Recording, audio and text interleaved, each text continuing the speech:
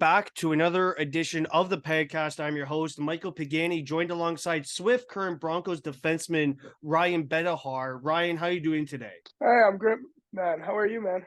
I'm doing great, thanks. I just want to thank you again for taking the time out of your evening to come on my podcast. It's a huge help for me. No problem at all, man. I appreciate the effort that you put in, and yeah, it's a pleasure to be here.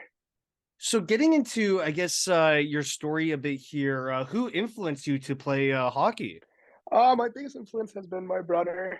Um, I grew up watching him play in Mannheim, and then I always heard like stories from my parents.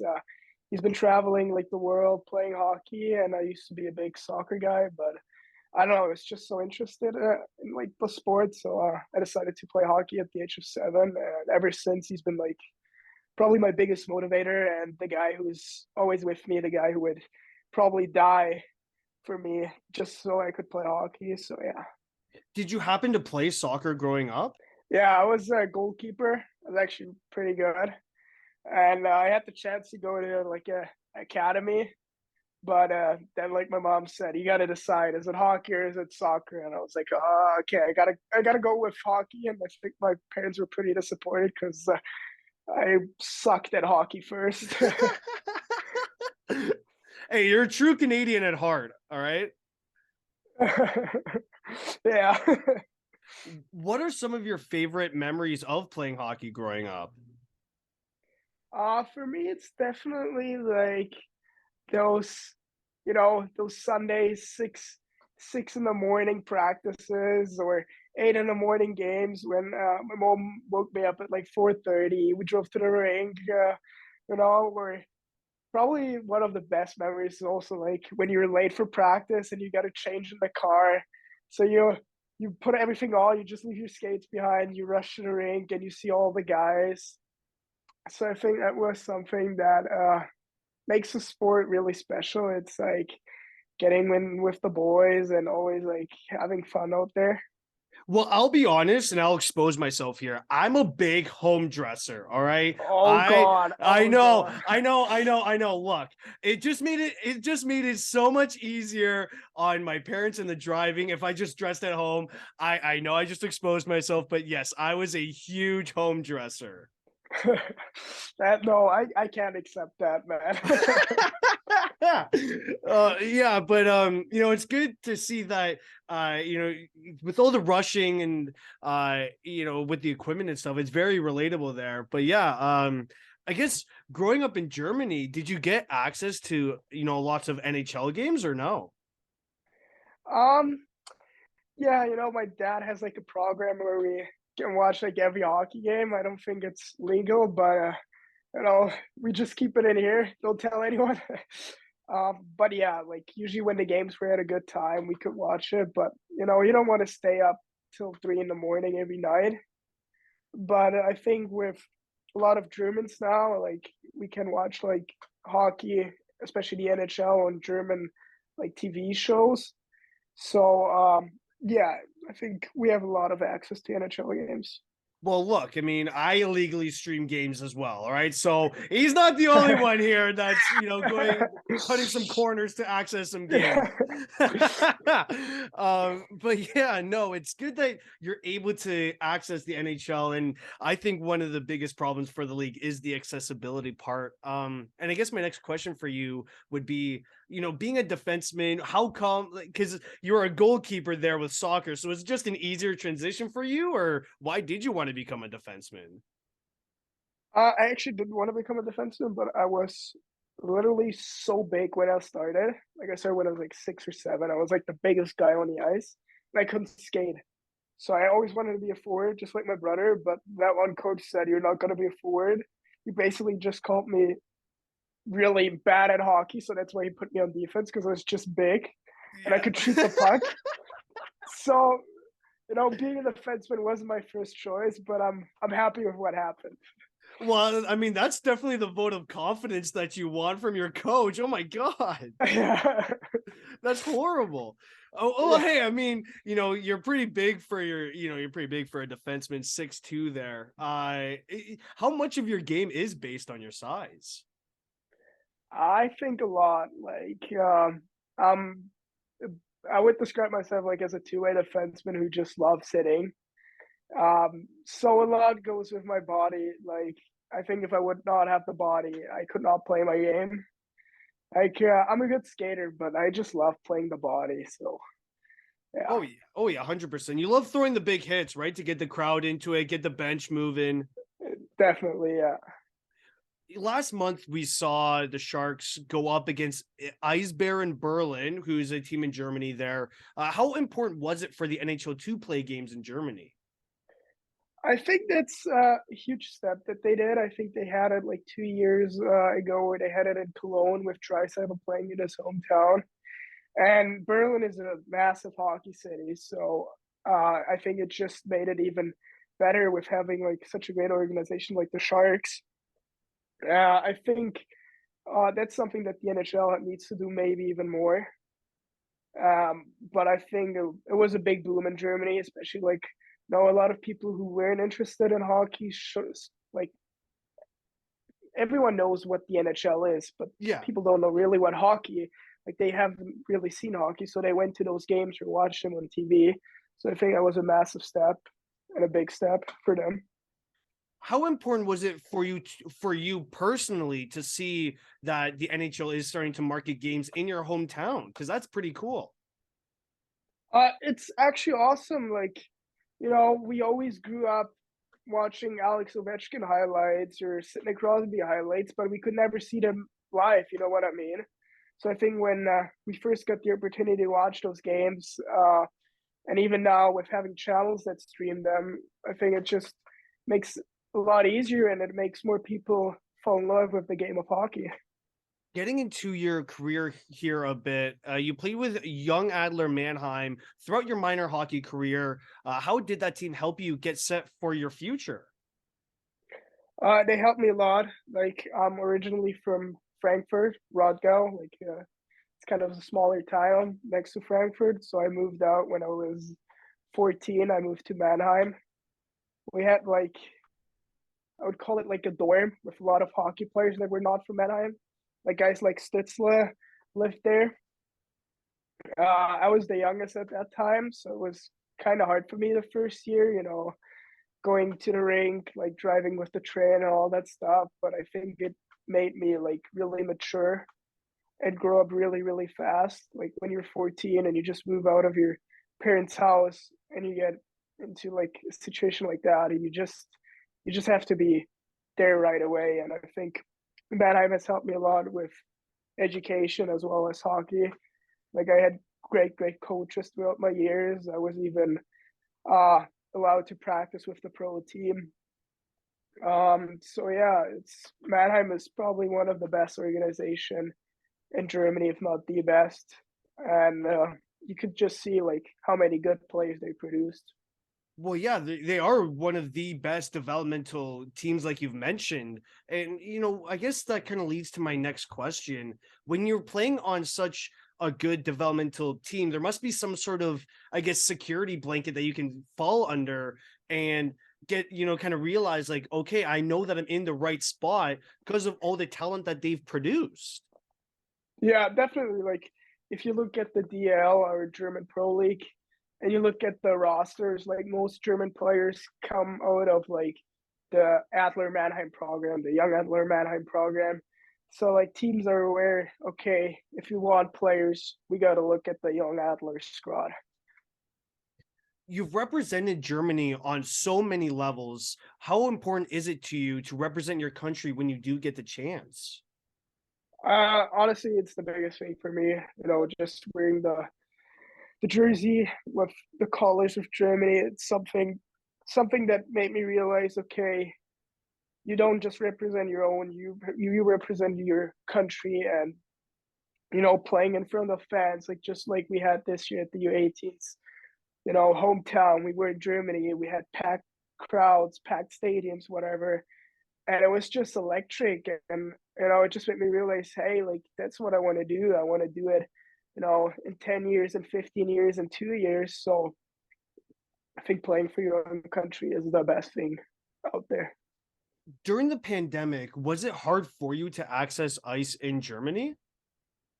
No, not at all. Like Mannheim, like the organization, we didn't shut down at all. We had practice twice a day, every day, like every day, from Monday to Sunday. We're working out like every day at least once. And then for me, like I was 16 at the time, and I always wanted to go college, so I didn't want to make the move to pro because I have been talking just like a little bit to some colleges. So it's just working out and working on my skills, even with the pro team. So yeah, I think personally for me, the COVID year was a really important year because I could just, grow into my body, grow into my skill set. Well, it's good that you had, no disruptions. Like here in Ontario, it was very hard to get ice due to how like restrictive the government was. But it goes to show you that during that kind of 2 year phase during that pandemic, you really blossomed up, with this opportunity that you were given, right? You had Yeah, all this ice open available to you and you took advantage of it. yeah, definitely. Like it was huge. Like the organization just did a really good job. Like obviously we weren't allowed to play, but our coaches just put even more effort into developing us. So yeah, big shout out. Speaking on the U18s, I know that the 2020, 2021s were memorable for Canadians because we had won gold that tournament. What do you remember from that tournament? Oh, I remember that like just like 2 weeks before we flew, we had like three guys having COVID, so we were scared of not flying. We had Oh to my shut God. down. Yeah, it was quite sketchy, and then we couldn't practice as much as we wanted to. And so we arrived in Dallas. Obviously, everyone had a jet lag. We only practiced like 4 or 5 times, and then we hopped into games. I think we had a pretty, a really disappointed tournament. But for us seeing like it was my first time ever in the States, so was it for a couple of guys. It was just nice, like seeing something else on a different continent and just playing hockey, playing against the best guys. And for me, like I haven't played that whole year really, and then coming into the biggest stage at that age was just awesome. Well, I mean, like you guys dealt with that whole COVID thing, so it kind of, even though it was disappointing results, but like, what else could you have done? Jet lag, practicing just only 5 times. There's not much really you could have done, right? Yeah, it's still, when you're there, you wanna give your best, and we knew it was not our best. You guys were already put behind the 8 ball. There isn't like, it's just so unfortunate. Yeah. Out of all the leagues you played in, who's harder to defend against, Matvey Mishkov or Connor Bedard? I'll go with Bedard. I think, he has a little more tools than Mitchkov. Obviously, Mitchkov pulled the Michigan on me, which I'll never forget. Oh, I But wow. yeah, but Bedard is like so dynamic, and I think his biggest asset is his shot. Like he can shoot from anywhere, and he's probably one of the best bangers I've played against. So I think Bedard is exceptional in what he does. What goes through your mind when someone is attempting to pull off the Michigan? Like, are you just trying to use your frame to at least push them away from the net? Honestly, I just try to break their hands, slash their stick. I hate when people do that. I don't know why. It's really hard to defend too, because And they do like it in some such a guys, quick motion. yeah, like Mitchkov like does it in like 2 seconds, or even like I saw like Trevor Zegras doing it in like a second. Like you have to like actually like just break their stick to defend it. Yeah, honestly, you might as well take the 2 minutes for slashing at that point. Yeah, definitely. Coming overseas, what was most difficult to get accustomed to? Uh I was definitely not homesick. I Oh, had a that's lot good. of yeah, I had a lot of excitement going through me, so that kind of took it away. I would probably say the weather, like we don't get -30 in Germany, not where I'm from. And to be honest, the food too. Okay, that's a Yeah. new one. I didn't think about that. I kind of thought the weather would be an answer, but not the food. Yeah, it's just, like everything tastes so different. Like pasta doesn't taste like pasta from home. Chicken doesn't taste like chicken from home. So I kind of had to get used to it. Kind of had to get used to some other recipes, but now I'm Canadian. So I'm good. Exactly. See, yeah, you're a true Canadian at heart. It's coming out. Yeah. Let's talk about this import draft. You were taking fifth overall to get a phone call from the Broncos. What did that mean for you? That was actually unbelievable because I signed up 2 weeks before the draft. Uh, there were a lot of things happening. I just decided to go to play in the CHL, and I think for Swift Current was right away there. They were like, "Okay, we want to take you as high as possible." So I kind of knew that was gonna be taken so early. I was still like really an honor, you know. It's just a draft, but you could just see how much they appreciated me. So yeah. What do you remember from that day? Like it must have been so busy and chaotic.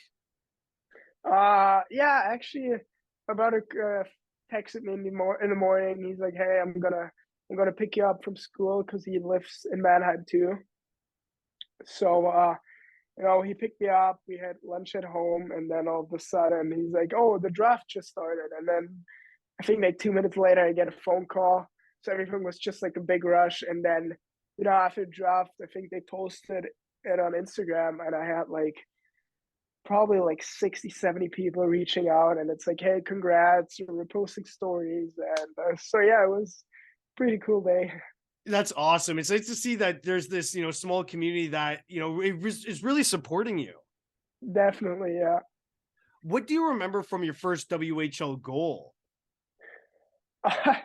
It's a funny story because you know, I had a lot of opportunities to score, but I don't know. I couldn't put the puck in the net. But on that day, it was my brother's birthday, and I kind of had the feeling I was going to score.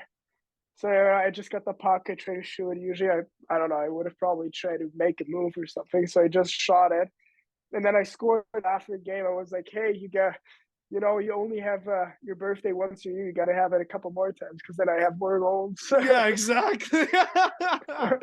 That's awesome. Well, hey, it's like the hockey gods were predicting it. Yeah, they had to. They had to have been. It's your brother's birthday. They're like, all right, you're finally gonna get your WHL goal. Yeah.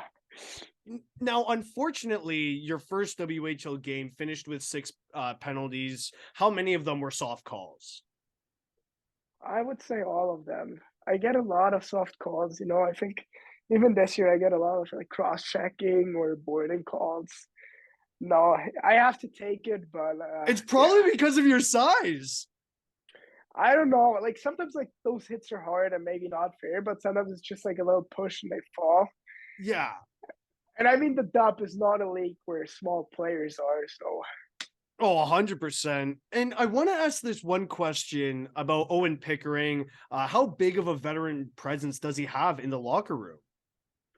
you know, he just got named our captain, and I think I see a lot of growth, not just in his game, but also like you know, as the person Owen Pickering, like, no, last year we were just like joking a lot, and this year he's like really serious, trying to be a big leader, the biggest leader probably on the team.